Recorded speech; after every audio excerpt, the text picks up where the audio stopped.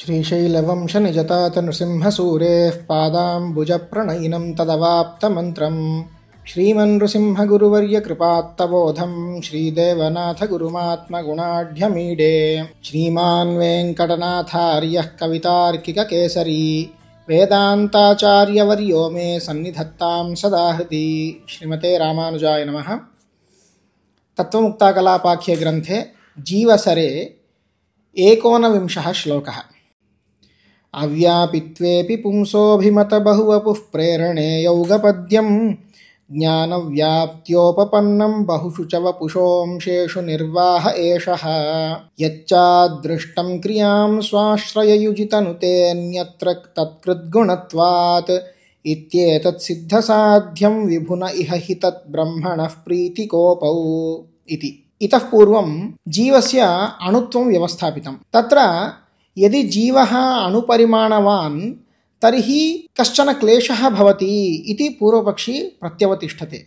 तत् किमिति अत्र पश्यामः। यदि जीवस्य अणुत्वं स्यात्, नाम जीवः यदि विभुपरिमाणः न स्यात् तर्हि अभिमत बहुवपुः प्रेरणे यौगपद्यं कथं सिद्ध्येत् इति पूर्वपक्षिणः आशयः। नाम पुराणेषु यथा दृश्यते, सौभरिः इति कश्चन महर्षिः, सः स्वयोगशक्त्या सकृतेव बहूनि शरीराणि धृत्वा बहुषु शरीरेषु युगपतेव कर्मानुभवं प्राप्तवान्। तर्हि एतादृशं कथं सिद्ध्येत् इति पूर्वपक्षिणः आशयः। यदि जीवः अणुपरिमाणवान् तर्हि यच्छरीरावच्छेदेन सः अस्ति तस्मिन्नेव शरीरे तस्य फलानुभवः भवितुमर्हति। अन्येषु शरीरेषु फलानुभवः कथं वा सिद्ध्येत् इति प्रश्नः। तस्य समाधानरूपेण अत्र उच्यते, अव्यापित्वेऽपि जीवस्य अविभुत्वेऽपि नाम अणुत्वाङ्गीकारेऽपि पुंसः जीवस्य अभिमत बहुवपुः प्रेरणे यौगपद्यं सिद्ध्यति। कथं सिद्ध्यति नाम अभिमत बहुवपुः प्रेरणे, स्व अभिमत बहूनां शरीराणां प्रेरणे यौगपद्यं नाम एककालावच्छेदेनैव सर्वेषां शरीराणाम् अभिमतशरीराणां प्रेरणम् एवं तत्तच्च शरीरेषु फलभोगः अपि कथं सिद्ध्यति इति चेत् ज्ञानव्याप्त्या उपपन्नं भवति। नाम यद्यपि जीवः अणुपरिमाणवान् तथापि तस्य यत् धर्मभूतज्ञानं भवति, धर्मभूतज्ञानस्य विभुत्वम् अङ्गीकृतं सिद्धान्ते। अतः ज्ञानस्य विभुत्वे ज्ञानव्याप्त्या सर्वेषु शरीरेषु तत्तत् शरीर प्रेरणं सम्भवति एवं तत्तत् शरीरेषु फलभोगः अपि युगपत् सम्भवति इति उच्यते। तर्हि तत्र एवं प्रश्नः स्यात्, शरीरान्तरेषु ज्ञानं व्याप्तमिति कृत्वा शरीरयोः अन्तराळे यः प्रदेशः अस्ति तस्मिन्नपि प्रदेशे तज्ज्ञानं व्याप्तमिति कृत्वा तत्र यानि वस्तूनि सन्ति तैः सह अपि धर्मभूतज्ञानस्य सम्बन्धः जातः इति कृत्वा तेषामपि ज्ञानं स्यात् खलु इति प्रश्नः। परन्तु तथा वक्तुं न शक्यते। कथमिति चेत् ज्ञानस्य कार्यकारित्वं तावत् इन्द्रियद्वारा इत्येव अङ्गीकृतम्। अतः तत्र इन्द्रियाणाम् अभावात् तत्र यद्यपि ज्ञानस्य व्याप्तिः तथापि शरीरयोः अन्तराळे यानि वस्तूनि सन्ति तेषां ज्ञानं तु न भवति। वस्तुतः यच्छरीरावच्छेदेन जीवः वसति तत्रापि सर्वशरीरवर्ति ज्ञानं तावत् इन्द्रियद्वारैव। कथमिति चेत् त्वगिन्द्रियं सर्वशरीरवर्ति, अतः तदिन्द्रियद्वारा धर्मभूतज्ञानं सर्वत्र व्याप्य शरीरव्यापि फलम् अनुभवति। अत एव ज्ञानव्याप्त्या यथा वपुषः बहुषु अंशेषु प्रवर्तनादिकम् उत फलभोगस्य निर्वाहः क्रियते, तद्वत् अभिमत बहुशरीरेषु अपि अन्येषु शरीरेषु अपि एवं रीत्या एव समाधानं वक्तव्यम् इति। एवम् उक्तेपि पुनः पूर्वपक्षी शङ्कते। कथमिति चेत् जीवः स्वस्य अदृष्टवशात् फलम् अनुभवति इति लोके सिद्धं। तच्च फलं न केवलं स्वस्य शरीरे अपि तु अन्यत्र देशेषु अपि यत् फलं भवति तत् जीवगत अदृष्टवशातेव इति उच्यते। उदाहरणार्थं कश्चन जीवः अस्मिन् शरीरे सुखं वा दुःखं वा अनुभवति, तत्र अदृष्टस्य कारणत्वं न केवलं तत्, तस्य अन्यत्र प्रदेशे पौत्रः जातः तर्हि पौत्रजननरूप यत् फलमस्ति नाम पौत्रजननात् अस्य यः आनन्दः जायते सोऽपि अदृष्टवशात् एव नाम अस्य अदृष्टवशात् अस्य पौत्रः अन्यत्र देशे उत्पन्नः तर्हि जीवः यदि अणुः स्यात् अणुपरिमाणवान् स्यात् तर्हि धर्माधर्मयोः आत्मगुणत्वात् तर्हि धर्माधर्मौ जीवम् आश्रित्य तिष्ठतः अत्र जीवे विद्यमानौ धर्माधर्मौ अन्यत्र फलजनने कथं कार्यकारिणौ भवतः इति प्रश्नः पूर्वपक्षिणः। एवञ्च तेन अनुमानमपि उच्यते धर्माधर्मौ स्वाश्रय संयुक्त प्रदेशे एव स्वकार्यजनकौ क्रियाहेतु गुणत्वात् इति अनुमानं प्रदर्श्यते। यथा गुरुत्ववत् यथा गुरुत्ववद् द्रव्य संयोगवशात् अन्यस्मिन् द्रव्ये चलनरूपा क्रिया उत्पद्यते तर्हि गुरुत्वं तावत् धर्मः अयं धर्मः तावत् स्व आश्रयं यद्वस्तु यद्द्रव्यमस्ति तद्द्रव्य संयुक्त प्रदेशे नाम संयुक्त द्रव्ये स्वकार्यं जनयति चलनात्मकं कार्यं जनयति तद्वत् धर्माधर्मौ अपि स्व आश्रयः यः आत्मा अस्ति तत् संयुक्त प्रदेशे एव कार्यजनकौ भवेताम्। अतः देशान्तरेऽपि जीवगत अदृष्टवशादेव तस्य फलभोगः जायते इति कृत्वा आत्मनः विभुत्वम् अङ्गीकर्तव्यम्। यदि आत्मनः विभुत्वं नाङ्गीक्रियते तर्हि आत्मानं त्यक्त्वा धर्माधर्मौ तावत् अन्यत्र गच्छतः इति वक्तव्यं स्यात्।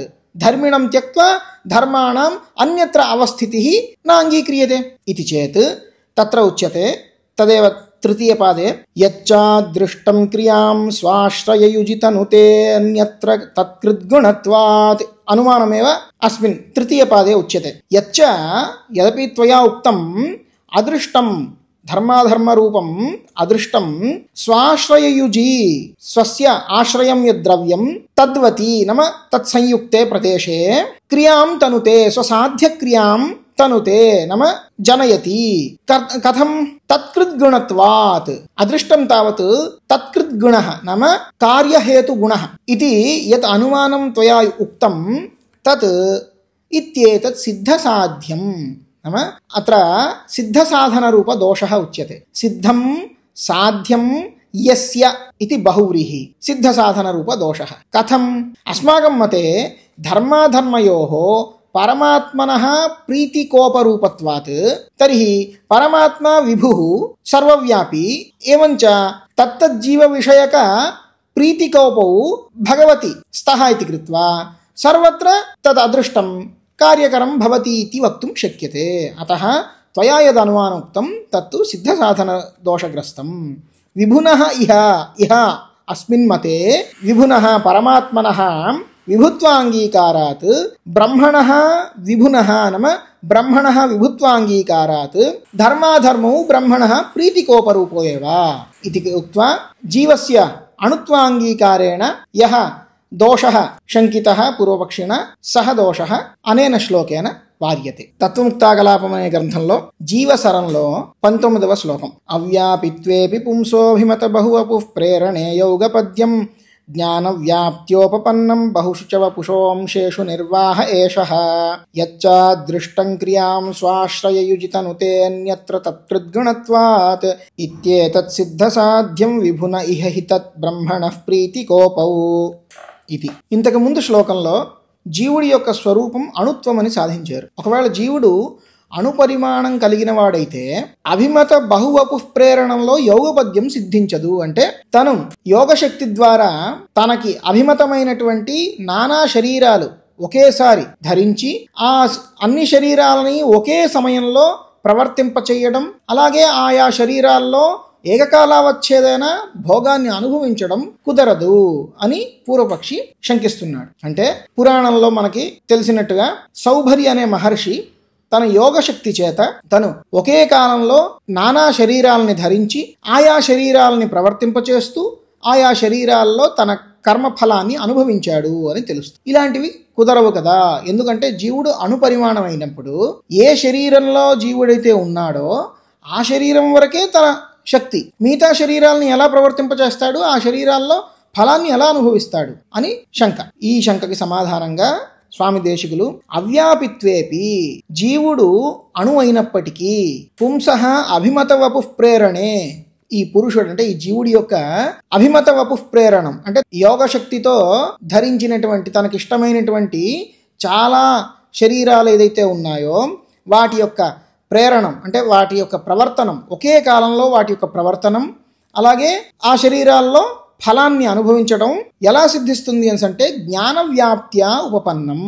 ఈ జీవుడు అణుపరిమాణం కలిగిన వాడైనప్పటికీ జీవుడి యొక్క ధర్మభూత జ్ఞానం ఏదైతే ఉందో అది విభు. ఆ జ్ఞానం విభు అవడం చేత అతని యొక్క యోగశక్తి చేత ఆ జ్ఞానం ఆ ఇతర శరీరాలని వ్యాపించి ఉండడం వల్ల తన యొక్క జ్ఞానం ద్వారా ఆయా శరీరాలని ప్రవర్తింపజేయడం అలాగే ఆయా శరీరాల్లో ఫలాన్ని అనుభవించడం సాధ్యమవుతుంది అని ఒకే కాలంలో ఇవన్నీ చేయగలడు. సరే, ఇలా సమాధానం చెప్పినప్పటికీ పూర్వపక్షి ఇంకా ఇంకొక శంక చేస్తున్నాడు. ఏంటంటే సరే ఇలా ఈ విధంగా ఇతర శరీరాలలో ఫలభోగాన్ని ఆ శరీరాలని ప్రవర్తింపచేయడం అనే సమస్యకి సమాధానం చెప్పినప్పటికీ లోకంలో జీవుడి యొక్క ఫలభోగానికి తన యొక్క అదృష్టం కారణం. తను ఎక్కడైతే ఉన్నాడో ఏ శరీరంలో అయితే ఉన్నాడో ఆ శరీరంలో ఫలభోగానికి అదృష్టం ఎలా అయితే కారణమో వేరే దేశంలో కలిగిన ఫలానికి కూడా తన యొక్క అదృష్టం కారణం. ఉదాహరణకి ఒక జీవుడికి దూరంగా వేరే ఊర్లో ఒక కృషి క్షేత్రం ఉంది. అక్కడ చక్కటి వర్షాలు కురుస్తున్నాయి. చక్కటి వర్షాలు కురవడం వల్ల అతనికి పంట చక్కగా పండుతుంది. దానివల్ల ఫలం అతనికి ఆనందం కలుగుతుంది. అయితే ఈ జీవుడు ఈ ప్రదేశంలో ఉన్నప్పటికీ వేరే ప్రదేశంలో తన యొక్క అదృష్టం వల్ల అక్కడ వర్షం కురిసింది, పంట చక్కగా పండింది. ఇలాంటి ఫలాలు తన యొక్క అదృష్టం వల్ల కలుగుతున్నాయి. అయితే ఈ అదృష్టం అంటే ధర్మం అధర్మం ఈ రెండూ కూడా ఆత్మగుణాలు, ఆత్మను అంటిపెట్టుకొని ఉంటాయి.